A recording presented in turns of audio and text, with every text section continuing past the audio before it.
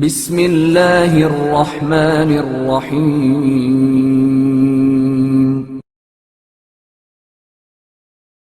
قبر سے شعلے۔ جلیل القدر عالم دین سید محمد علی عراقی فرماتے ہیں، میں اپنی جوانی کے دور میں اپنے آبائی قصبے کزہرود میں رہتا تھا۔ یہ قصبہ عراق کے مشہور قصبوں میں سے ایک ہے۔ وہاں ایک شخص رہا کرتا تھا، میں اس کے نام اور خاندان سے اچھی طرح واقف بھی ہوں۔ جب اس کا انتقال ہوا اور اسے دفن کر دیا گیا تو چونکہ اس کی قبر میرے گھر کے سامنے ہی تھی، لہٰذا میں نے دیکھا کہ 40 دن تک مغرب کے وقت اس کی قبر سے شعلے بلند ہوا کرتے تھے اور رونے اور چلانے کی درد بھری آوازیں سنائی دیا کرتی تھیں۔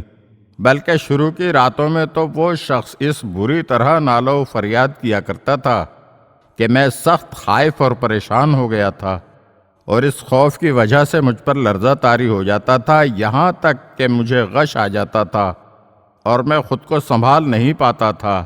لوگ میری یہ حالت دیکھ کر مجھے اٹھا کر گھر لے جاتے تھے۔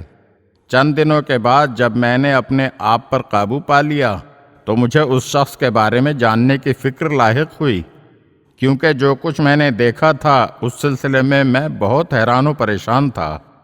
پوچھ گچھ کرنے پر معلوم ہوا کہ اس شخص نے اپنی زندگی میں اپنے محلے کے بعض غلط عدالتی فیصلے کیے تھے، اور ایسے ہی فیصلوں میں سے ایک فیصلہ اس نے کسی سید کے ساتھ بھی کیا تھا۔ وہ سید اپنا قرض ادا کرنے پر قادر نہیں تھا، چنانچہ یہ رقم حاصل کرنے کے لیے اس نے کچھ عرصے تک اسے اپنے گھر کی چھت سے لٹکا رکھا تھا۔ اگر آپ ہمارے چینل کی نئی ویڈیوز دیکھنا چاہتے ہیں تو ہمارے چینل کو سبسکرائب کریں اور گھنٹی کے بٹن کو دبائیے تاکہ ہر آنے والی ویڈیو آپ کو جلد موصول ہو سکے۔ اور ہاں، لائک اور شیئر ضرور کیجیے اور اپنے قیمتی کمنٹ سے ہمیں آگاہ کیجیے۔ شکریہ۔